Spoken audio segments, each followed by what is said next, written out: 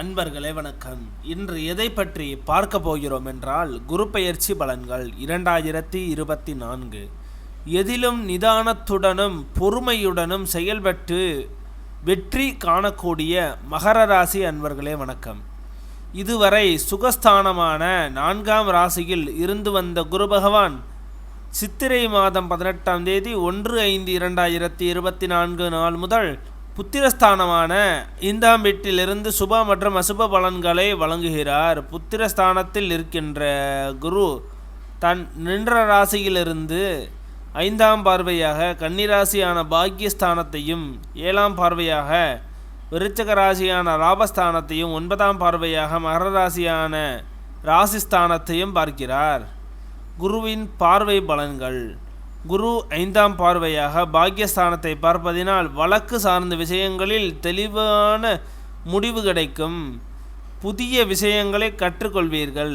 ஆராய்ச்சி தொடர்பான பணிகளில் எதிர்பார்ப்புகள் நிறைவேறும். வாழ்க்கை துணையிடம் சிறு தூர பயணங்கள் செல்வதற்கான தருணங்கள் உண்டாகும்.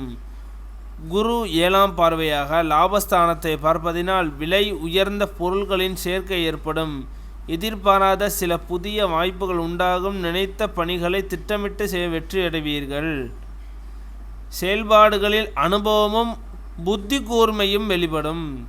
குரு 9ஆம் பார்வையாக ராசிஸ்தானத்தை பார்ப்பதால் குண நலன்களில் சில மாற்றங்கள் ஏற்படும். புதுவிதமான கனவுகள் பிறக்கும்.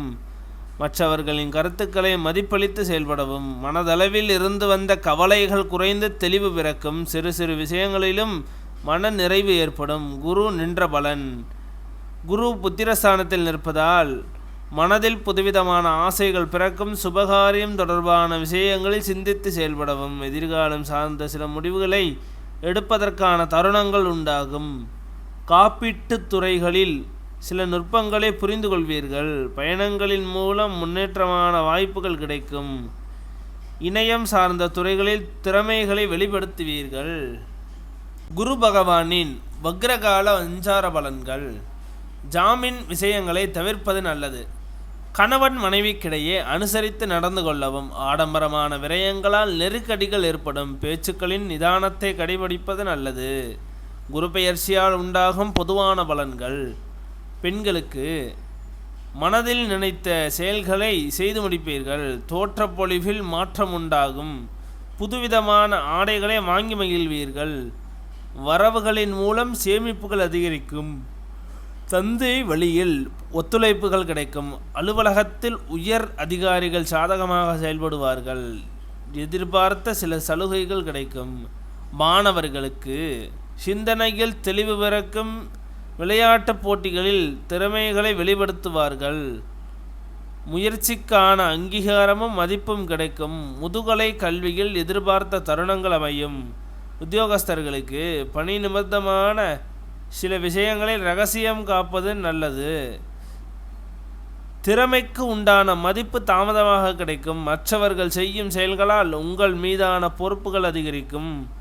வழக்கு சார்ந்த சில விஷயங்களுக்கு பொறுமையை கையாள்வது நல்ல முடிவினை அளிக்கும். வியாபாரிகளுக்கு வியாபாரத்தில் அபிவிருத்திக்கான சூழல்கள் உண்டாகும். வெளியூர் மற்றும் வெளிநாடு தொடர்புகளின் மூலம் ஆதாயம் அடைவீர்கள். உறவினர்களின் வழியில் ஒத்துழைப்புகள் கிடைக்கும். அரசு அதிகாரிகளிடத்தில் சூழ்நிலை அறிந்து செயல்படுவது நல்லது.